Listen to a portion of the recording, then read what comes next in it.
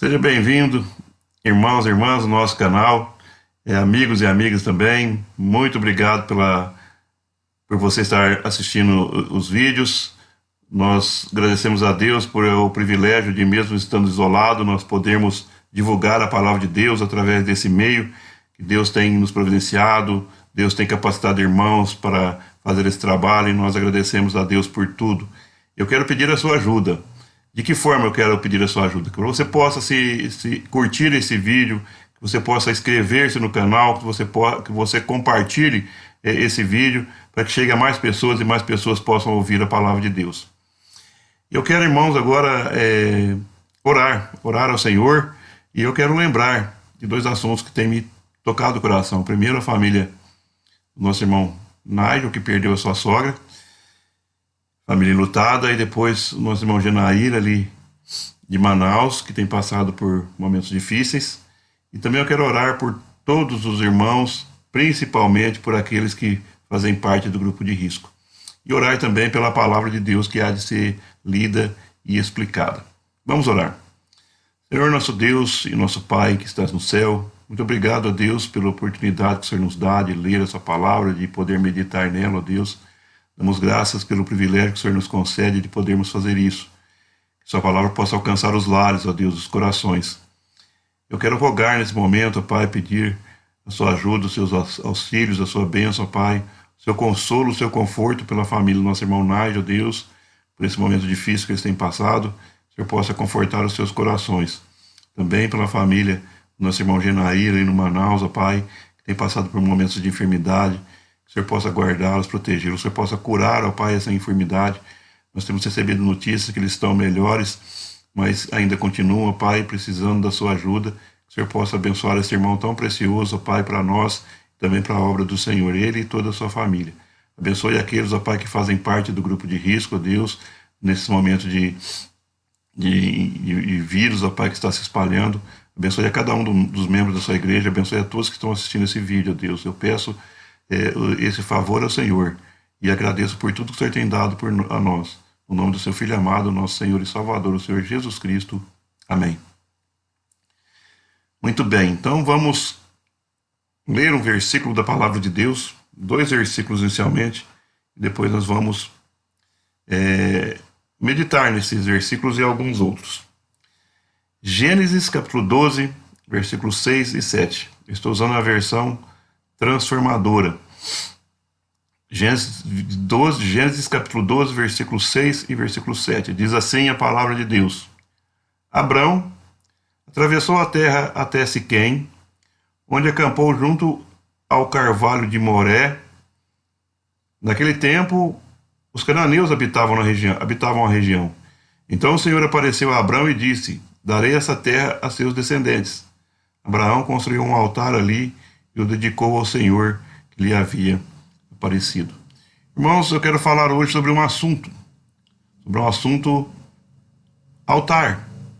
O que é um altar? Um altar é um lugar de sacrifício, é um símbolo de adoração e consagração, é um lugar de comunhão com Deus, uma vida com Deus. Nós, nem ninguém, edifica um altar para si mesmo, edifica para Deus, para adorar a Deus, oferecer sacrifício a Ele e invocar o seu nome. Temos um lugar coletivo, nós temos um altar coletivo, que fica na Praça Magino, número 210. Ali nós vamos para adorar o nosso Deus. Nós colocamos ali uma placa, casa de oração, que é o lugar onde nós reunimos, para nós podermos adorar a Deus, para nós louvarmos a Deus, para nós falarmos com Deus através da oração e para nós ouvirmos a Deus através da leitura e explicação da palavra. É um lugar de comunhão com Deus. É claro que não é só ali, irmãos. Nós podemos fazer isso nos nossos lares, no dia a dia, na nossa casa, andando pela rua, no nosso trabalho, nós podemos fazer isso. Abraão construiu altares. Nós podemos, irmãos, que eu queria sugerir aos irmãos de fazer um altar na nossa casa, se quer que ainda não tenhamos. Deveríamos ter, desde o momento da nossa conversão, um altar ao Senhor na nossa casa. Mas se não temos, este é o momento ideal.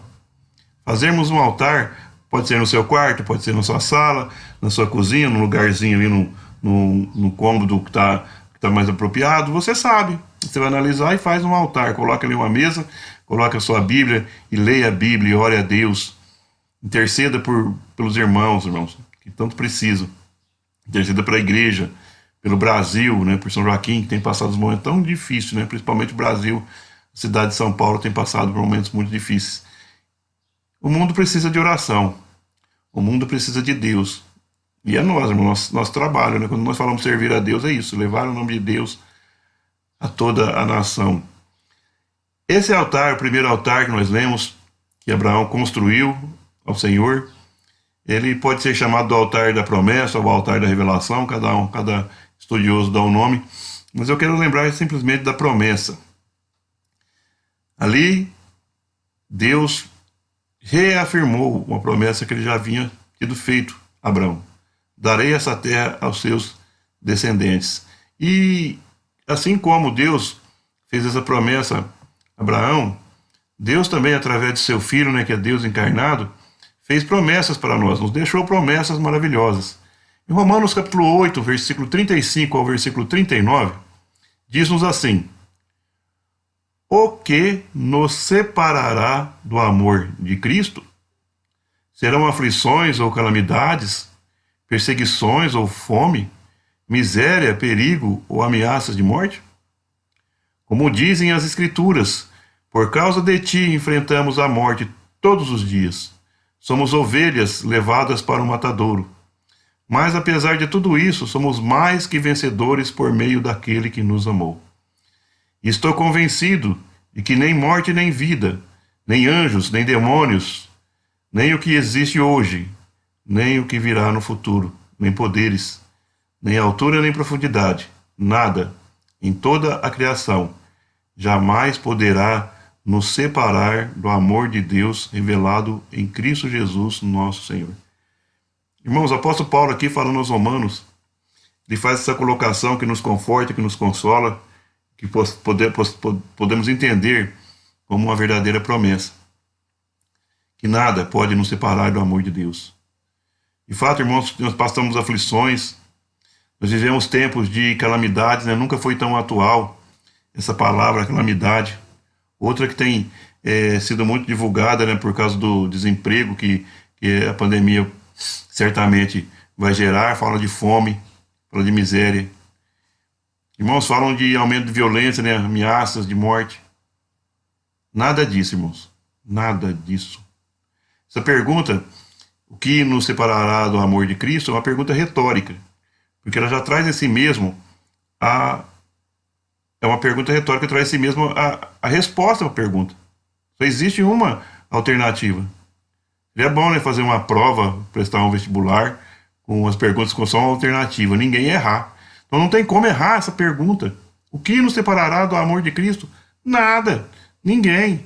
Nem a situação, nem a aflição, nem calamidade. Nós estamos vivendo calamidade, perseguições ou fome. A previsão de fome, de miséria, mas nada disso vai nos separar do amor de Cristo. Nesses versículos tem muitas coisas interessantes. Você pode aqui estar pensando no celular, assistindo esse vídeo, em várias coisas. Mas o que me chamou a atenção foi esse fato das calamidades, da fome, da miséria, que não nos separará. É promessa, irmãos, não vai separar nós do amor de Deus, do amor de Cristo. E outra coisa que me chamou a atenção, vivenciando essa atualidade nossa, é o versículo 38, fala: estou convencido de que nem morte nem vida, nem anjos nem demônios, nem o que existe hoje. Bom, disso nós sabemos bem, né? Todos nós sabemos. Claro que cada um tem uma opinião, cada um tem uma posição, mas ninguém pode negar o que existe, o que é fato, né? Pessoas morrendo. Discutem-se remédios, vacinas, tem muita política envolvida, mas o que existe hoje nós sabemos, né? Todos nós sabemos. Tantas mortes por causa do coronavírus, mas nem isso, irmãos, nem o que existe hoje.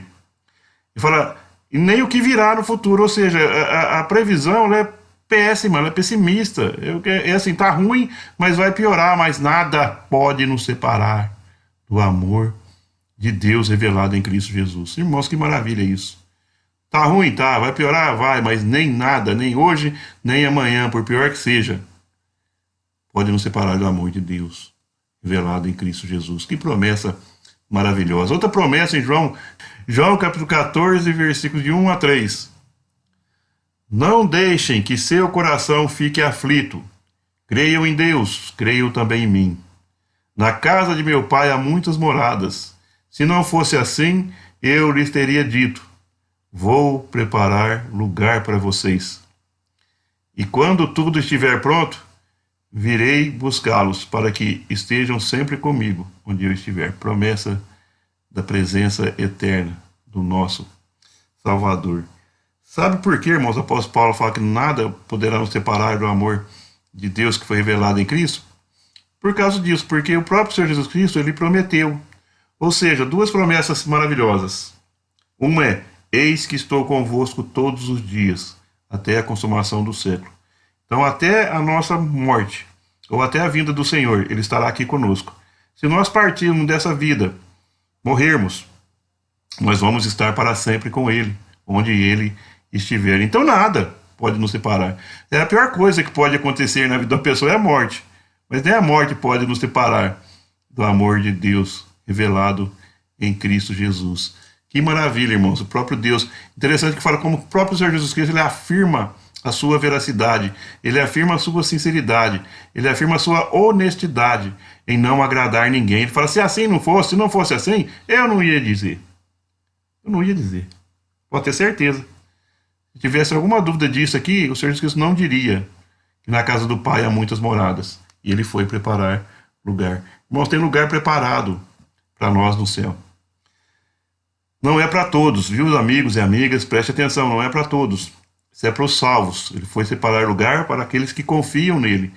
Todos os salvos, de todas as cidades, de todos os tempos, de todos os lugares, as localidades, né, que existem, pessoas que creem em Cristo como Salvador, que creem que Jesus morreu na cruz para substituir, que creem que Deus o ressuscitou dentre os mortos para a justificação. Essa pessoa é salva.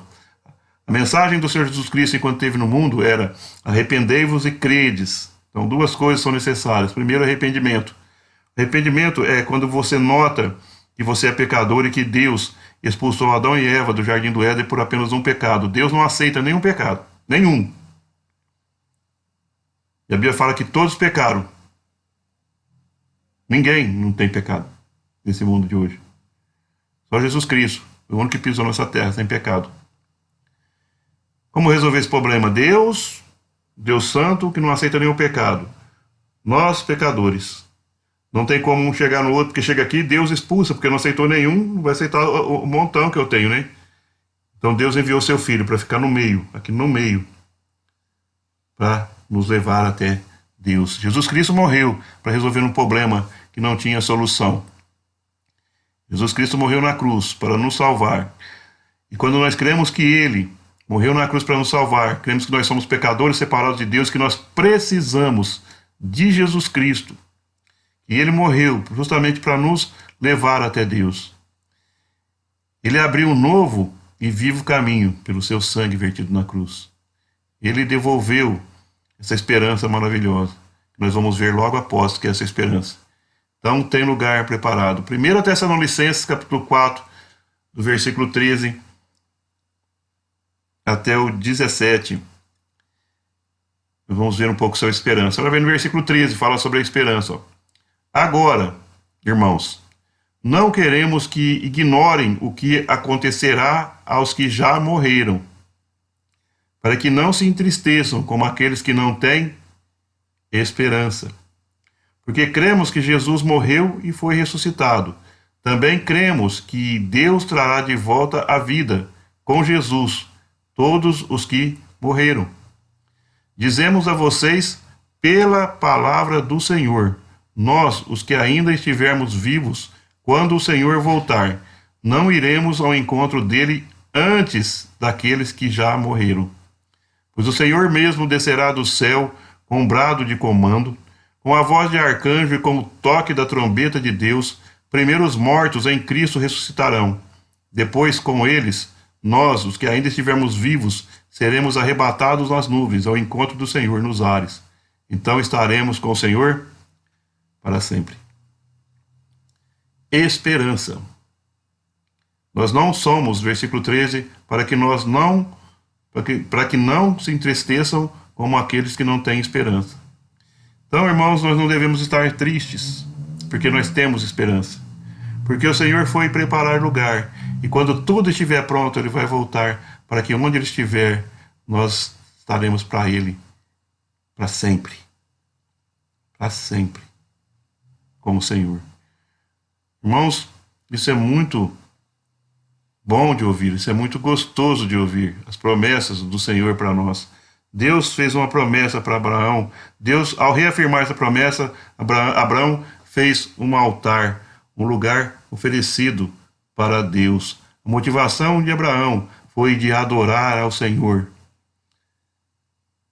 E nós, irmãos, temos que adorar o Senhor. O Senhor não procura cantores, o Senhor não procura pregadores, embora necessite dessas coisas, mas Deus procura por adoradores que o adorem em espírito e em verdade. Devemos fazer um altar na nossa casa. Em cima desse altar, devemos colocar a nossa vida, devemos colocar nós mesmos. Não é assim que nós cantamos?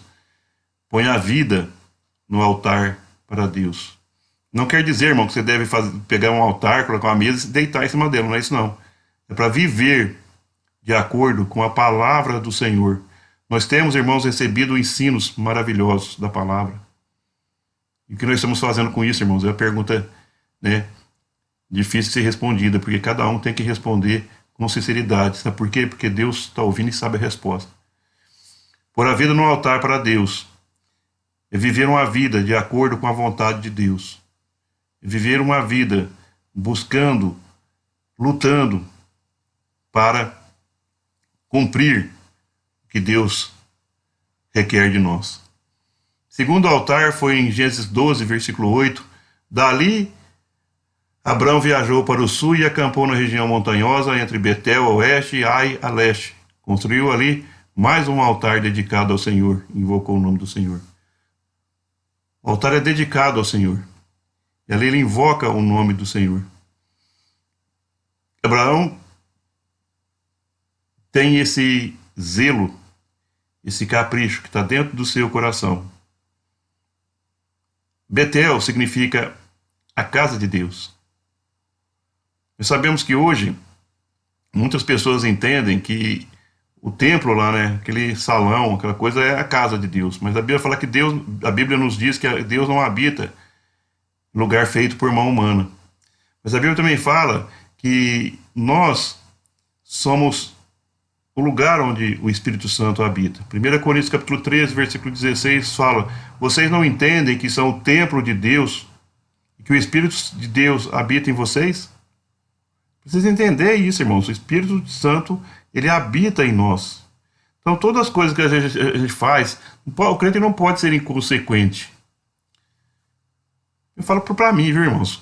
Eu falo para mim. Deus está falando para mim.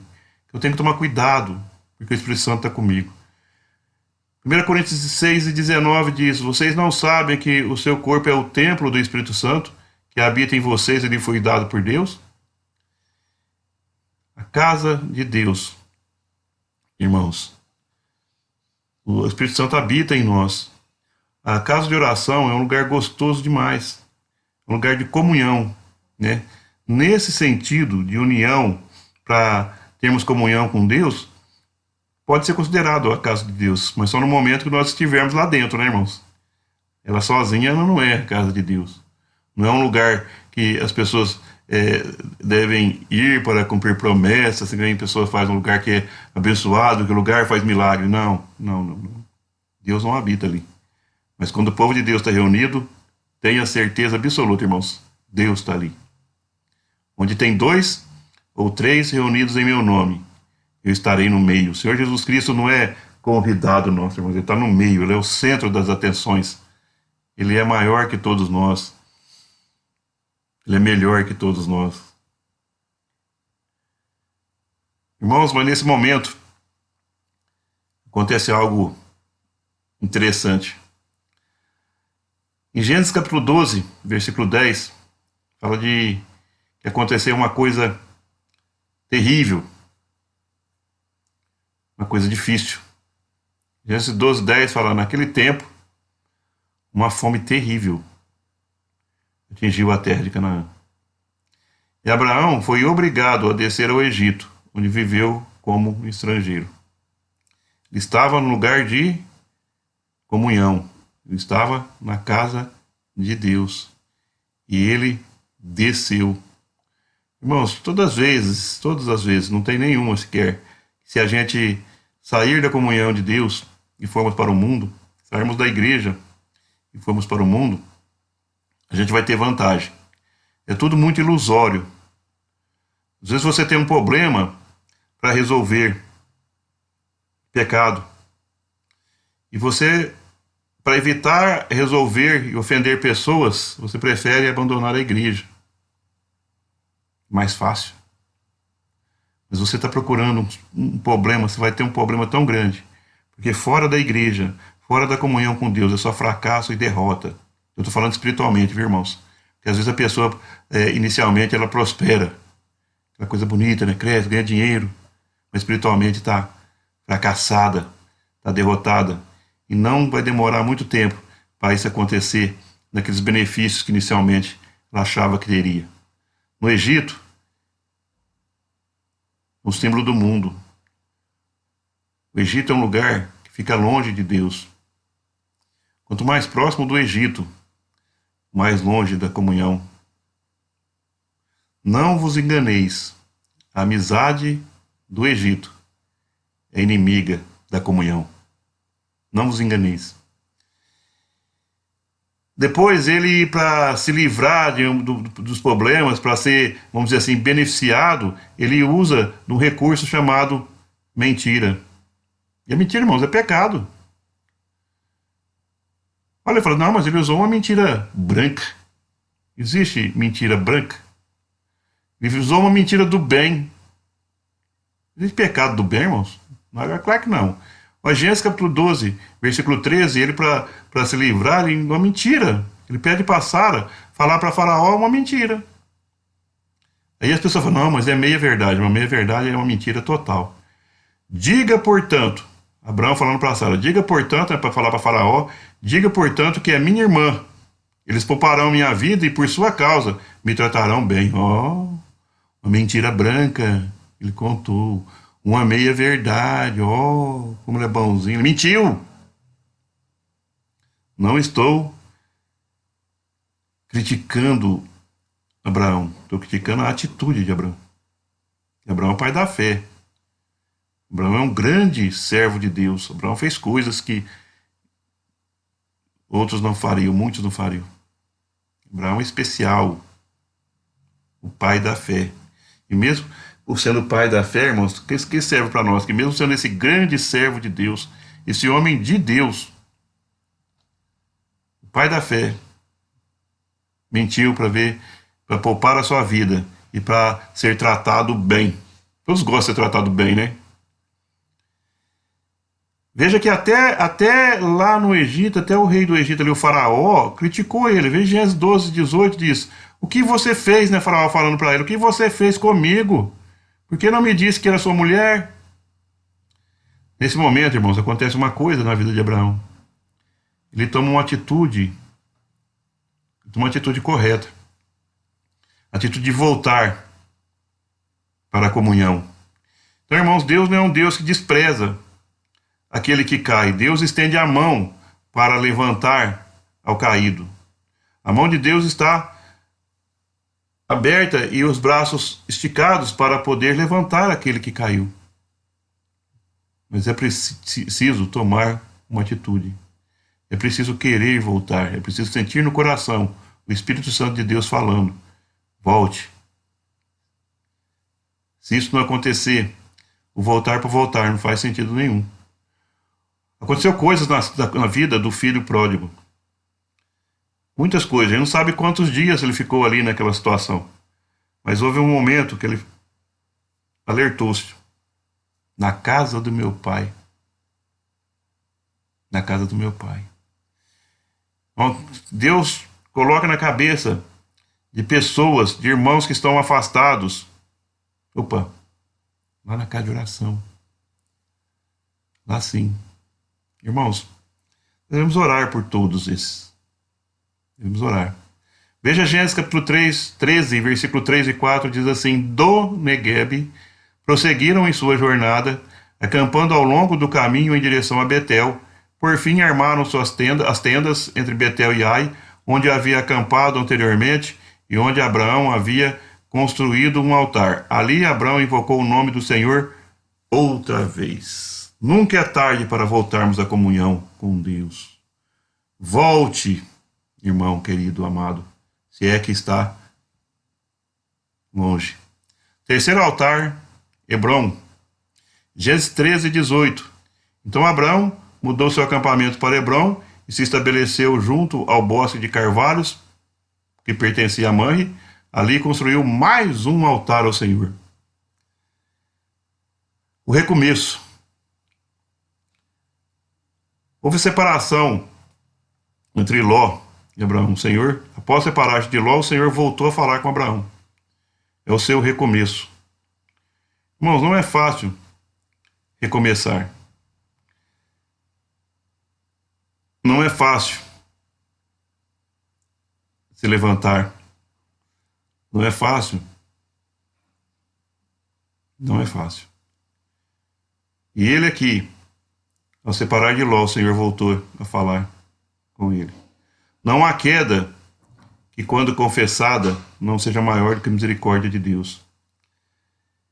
Onde abundou o pecado, superabundou a graça. Você vai falar, Claudinei, esse versículo é lido para a salvação. Pessoas que têm muito pecado. Não, irmãos. Ninguém sai da igreja por nada. Dificilmente alguém vai sair da igreja por nada. No nosso caso, meu e da Leni, nós saímos da casa de oração e fomos para a igreja batista. Ela também tem a palavra de Deus, a explicação. Nós saímos da localidade, mas não saímos da comunhão de Deus. E voltamos porque nós reconhecemos que estávamos equivocados, mas em momento nenhum. Conhecemos irmãos maravilhosos, que são irmãos, creem em Cristo como Salvador, mas nós vimos que o nosso lugar é na casa de oração. Não tem nada de errado, vamos dizer assim. Mas eu digo que as pessoas que saem e vão para o mundo, não vai para lugar nenhum, não fica longe da palavra, e se acham que estão em comunhão com Deus.